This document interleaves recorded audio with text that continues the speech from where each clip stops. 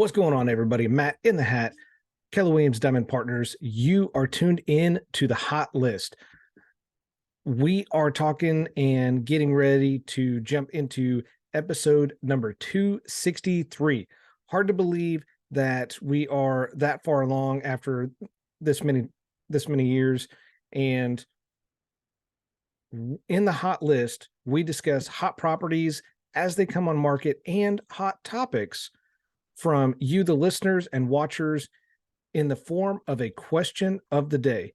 Now, before we get into all of that, since we are starting a brand new season, we will need to address some rules and regulation changes that will affect the podcast moving forward. So to start off with, the hot list will now be a weekly show instead of a daily show. I have more commitments now than I've had in the past. There's going to be some production and editing that will take place, and it will take a little longer than before to get the finished product out. And hopefully with that, y'all will see the quality of the podcast increase throughout this year as well. We're going to be doing some trial and error and different platforms, seeing what is the best visually, what is the best sound quality, and we are going to just up the production this year. Next, we're going to talk about changes to the rules and regulations. So my MLS, which is the multiple listing service that houses and properties are listed, they have changed how they allow properties that don't belong to my brokerage to be quote unquote marketed or discussed. Now, if a property is listed with another brokerage, I can no longer discuss that property outside of with a qualified buyer or without the permission of the broker or owner of that agency. Not every brokerage is open to this concept, which I understand, and I'm not blaming them or accusing them of not cooperating or being unreasonable by any means. Let me make that clear. Not blaming them, pointing fingers, anything like that. If y'all remember way back when the hot list started, it was originally to give a behind the scenes look at what we do as agents, what we look for when it comes to buyers searching for houses and looking for comparable properties for sellers when they go to list, so we can come up with a probable market price. And my goal was more collaboration than competition. So my goal with this was to collaborate with agents in the area instead of directly compete with them. And I just thought there was enough, in my opinion, there's enough business in this area for all of us. So why not collaborate instead of just compete against one another? I say all of this to clear the air and set my new intentions and expectations for the show moving forward. I will show and discuss properties that have been listed with my brokerage and ones that I list as well. Outside of that, I will continue to answer the question of the day and stay on point with getting each question submitted to me answered. There were some that fell through the cracks. So if you have a real estate question you would like answered, I have now created a Google form that you can fill out. It will be emailed to me directly. And I'm hoping this is going to streamline the process and allow for fewer questions that are falling through the cracks, like I mentioned before. So what I'll do is include the link to the form in the details section below the video or the show notes section on podcast, however you are consuming this. So now that all of that is out of the way, let's get into the episode. So episode number 263 in the hot list, question of the day: Are there benefits to drop ceilings, and do they add value to the house? Many of us have a love-hate relationship with ceilings. On one hand, they hide the structure that keeps the elements out, keeps us, warm, dry, safe. And on the other hand, they can be a pain to install or maintain over time. Drop ceilings originally came about in 1919 and have dramatically changed since that. They've gone through improvements in the 30s, improvements in the 50s, which I'm sure many of us are seeing now in like downtown Emporia, for example, where I live in on Commercial Street. If you walk into most of the buildings there, you will see drop ceilings from the 50s, and they are beautiful. Today's drop ceilings are a little bit of a different creature. For starters,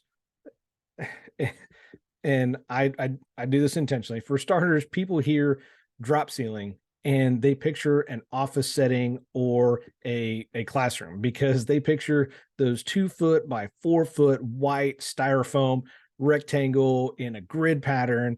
And that's, when somebody mentions drop ceiling, that is actually the first thing that comes to mind. My mind is, sitting in that desk with my freshly sharpened number 2 pencil, and I would actually toss those up into the ceiling tile just out of sheer boredom. And plus they would stick, so why not? Now, there are other types of drop ceilings that aren't so commercial or industrial feeling, like those white styrofoam, and some of them may mimic the stamped tin ceilings, coffered ceilings, which is more like an architectural design. And there's also different types of wood patterns like beadboard that you can see as well. Contrary to what many may think, drop ceilings are not for everybody. Anything rarely is. They're also not for every kind of space. So depending on the installation style, drop ceiling may not be the best choice for that particular space. So to answer the first part of that question, we are going to talk about pros and cons to drop ceiling. So the first pro is they are easy to install. This is probably the most obvious because of the popularity with do-it-yourselfers. Like I said, they're easy to install. They don't require a lot of specialty tools, and they don't require expert drywall skills, which I definitely don't have. Drywall, for example, has to be hung. The joints have to be sealed. It has to be sanded, primered, painted, and then painted again. Drop ceilings come as a kit and are put together similar to IKEA furniture.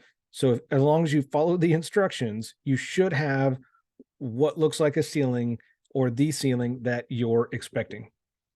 Pro number 2 is minimal maintenance. Drywall and plaster do crack over time. It's just the nature of the beast. It could be a reason many older homes have newer drop ceilings installed over them, because patching the ceiling as a home ages can be kind of a headache. Now, with the styrofoam or the drop ceiling in general, these panels have a little more give to them and can flex with the house.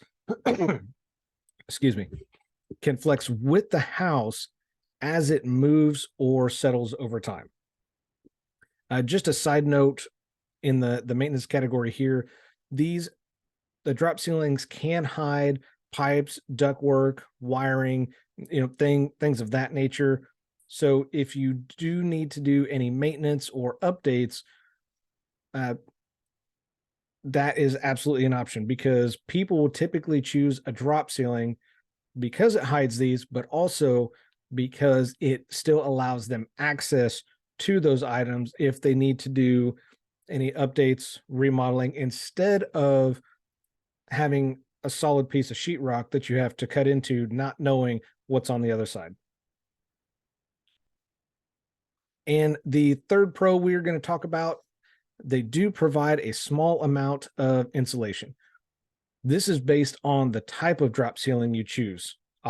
obviously. So generally you can expect a small amount of insulation as well as noise dampening.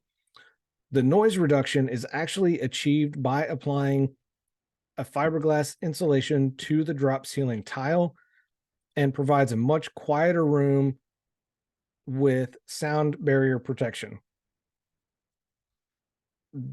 These types of ceilings are often used in homes with tall ceilings to lower the heat envelope. So, say you may have a 10-foot, 12-foot, maybe even 15-foot high ceiling, and you want to create a more efficient heat envelope down to like 7 feet, 8 feet. And you can actually do that and achieve that with a drop ceiling. You're going to lower that heat envelope and it's going to be warmer, cooler, more efficient in general. Just a side note with this, if you do lower it dramatically, you may interfere with the home's air exchange that would, or how the home's air exchange was originally designed to work. So just take precaution and make sure you know what you're getting yourself into. Now we're going to switch from the pros to the cons. The first con, I think, is the most obvious one, and that is headspace reduction. Because even if you use the most minimal approach for a drop ceiling, there is going to be a loss of headroom. And there has to be, because drop ceilings are hung on special brackets or they are dropped with hanging framework. And because of that, you may lose a few inches of headspace. Now, that may not seem like a big deal, but for example, if you were to install this in a basement, then those, 3-4 inches, whatever that may be in the basement, that may make a difference. The number 2 con is lighting solutions. Lighting can be very tricky, and therefore you do have to carefully plan when you are going to install a drop ceiling.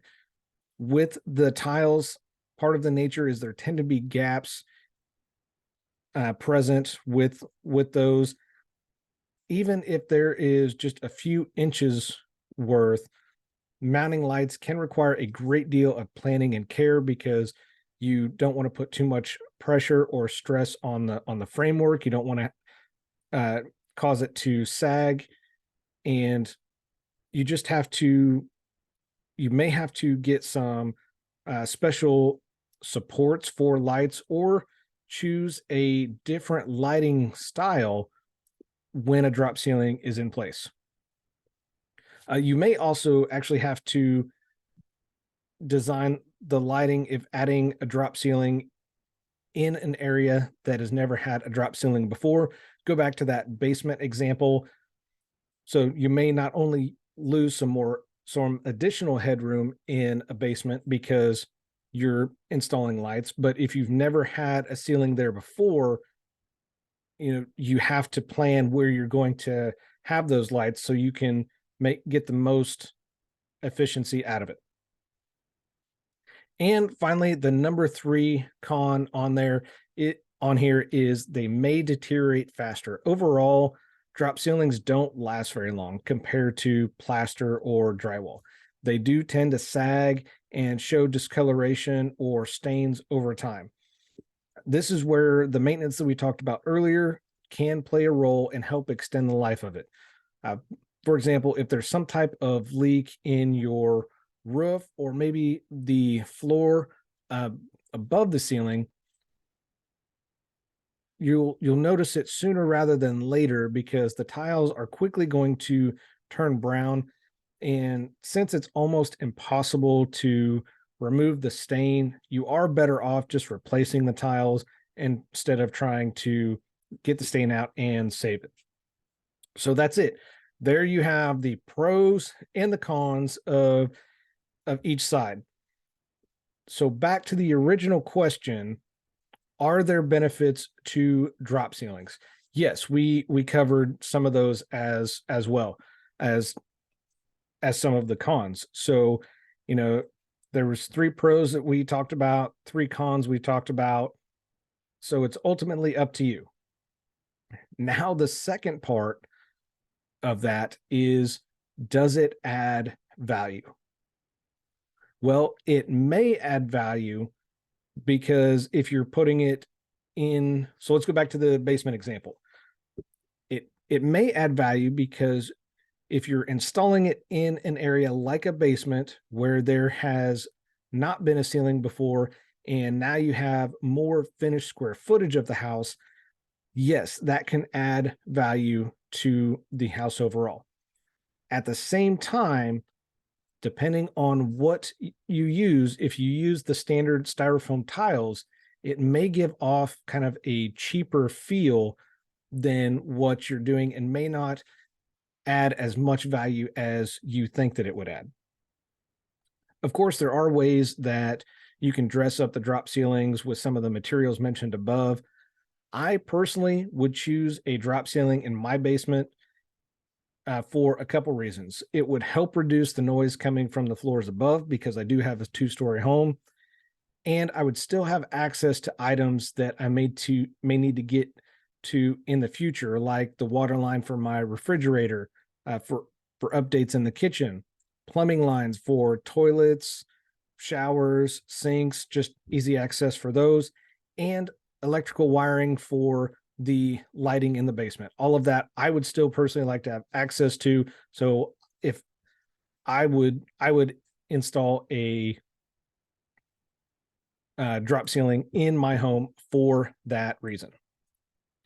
So that's it. That is going to wrap up episode number 263. Please let me know what y'all think. Did I miss a pro or a con that you've noticed because you have a drop ceiling in your home? Let me know in the comments. Shoot me an email, or like I said, with that question of the day form, you can actually fill that out as well. If you also have a drop ceiling in your house that's not that standard styrofoam, I would love to see it. Take a picture, drop it in the comments, give me a little bit of a description of what it is, what it looks like, and let me see what it looks like. And just a reminder, I've created the Google form for the question of the day, and that will be in the show notes or details below. That is going to wrap it up for me. Episode 263 is in the books.